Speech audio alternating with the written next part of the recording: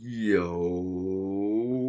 what's going on, YouTube? And welcome back to Goal Line Hockey. It's your boy Kevin Forte, and today we are taking a look at the New York Islanders pending free agent Matt Barzal, as the New York Islanders are kind of known for running into issues in free agency years. Go back to 2018, right?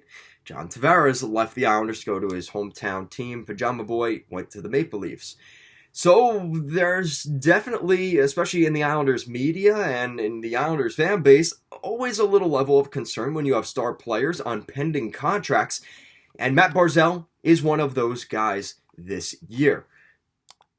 So you look at the Islanders situation, and you have to remember the context here. So Matt Barzal, his first season in the National Hockey League was the 2016-17 season. He played 2 games with the Islanders, jumped out of the penalty box too early down in Washington, got another penalty after serving a penalty, and that was it. And he was sent back to Seattle to play in the WHL with the Seattle Thunderbirds.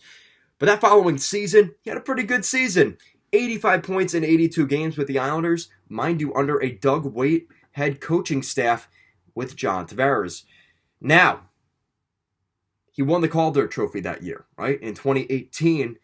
And the guy that won the Calder, the guy that I quoted from, and John Tavares, also left the team that summer.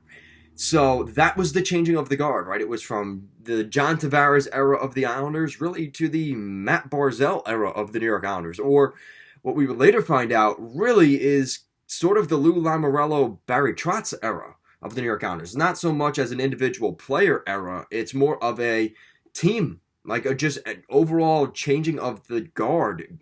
Garth Snow got fired that summer.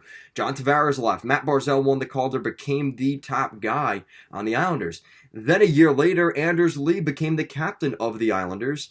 And then we saw Matt Barzal coming off of his entry-level contract. So his first contract ended up being a 5-year thing. So this is the thing. So basically, the first 2 years of his contract were entry-level slide, which means it was because he was on a contract that, so he was on a contract that because he was playing in Seattle, he signed it the day he was drafted by the Islanders, right? So those first 2 years, he was getting $1 million while he was playing in Seattle with the Thunderbirds.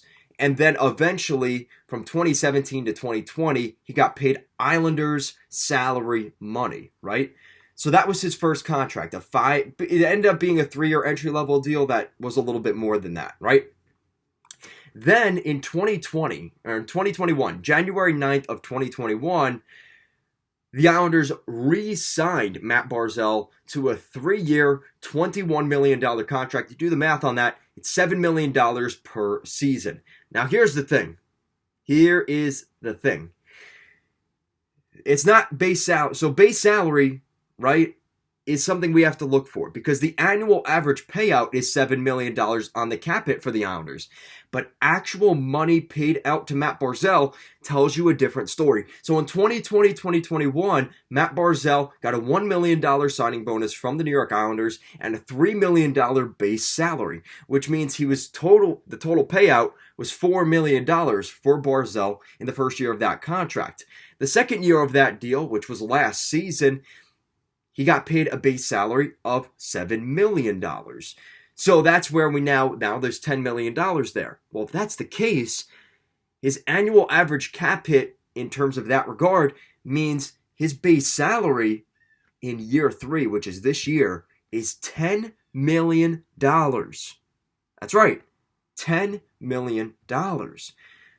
So if that's the case, well, are we looking at a spot here where Matt Barzal sees himself, all right, it's the first year of my contract. I'll get paid $4 million, then I'll get paid $7 million, and then I'll get paid $10 million, which is what I'm worth in the third year of my contract. I'm worth $10 million per season and $10 million per season after that.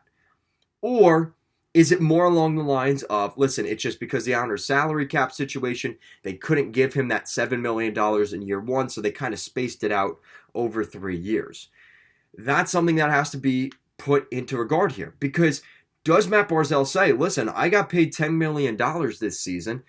I want to get $10 million per season now. That's the starting package. Is that going to be the case? Now, if I know anything about Lou Lamoriello, he's going to say, yeah, no, you can go shove that one up because we're not doing that.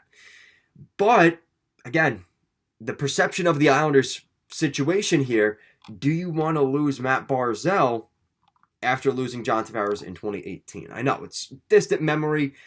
I've gotten over it, I think, within really coming to the Maple Leafs game that they actually played. I was already kind of like, all right, this is a little old. Who cares? The guy is not that good. But anyhow, so when you look at the Islanders' cap situation, well, theoretically, how much money could they give Barzal? They have $21 million in cap space next year, which is good news. They definitely have the money. If they were to even give him that $10 million per season, they could technically do that. Now, here's the problem. Semyon Varlamov is coming off the final year of his deal, so that's $5 million. So the Islanders are going to have Ilya Sorokin as your next guy. But going into next year, he's going to be due a new contract in 2025. So the Islanders have to keep in mind that whatever money they give to Barzal is money they could be taking away from Sorokin. Something to keep in mind there. So Varlamov won't come back. And I actually think we're going to end up seeing Jakub Skarek as the Islanders' backup next year. That's my opinion. Depends on what he does in Bridgeport this year. He's 22 years old. Final year of his entry-level contract. He's an RFA next summer. I think the Islanders will decide next summer. If they sign him to another 2 or 3 year contract at $1 million, $1.5 million, Jakub Skarek will be the Islanders' next backup. Then you're looking at Barzal, who has arbitration rights next year. Richard Panik's money comes off the books. Who cares about that? Kiefer Bellows. But then you have Oliver Wahlstrom. Oliver Wahlstrom's money is due. And Scott Mayfield. So Wahlstrom and Mayfield are the two big ones to look at. Bellows, Panik, and Parise, not really that worried about those guys. Even Varlamov, I'm not that worried about because the Islanders, I think, have somebody in mind who's going to back up Sorokin past next year, which would be Jakub Skarek.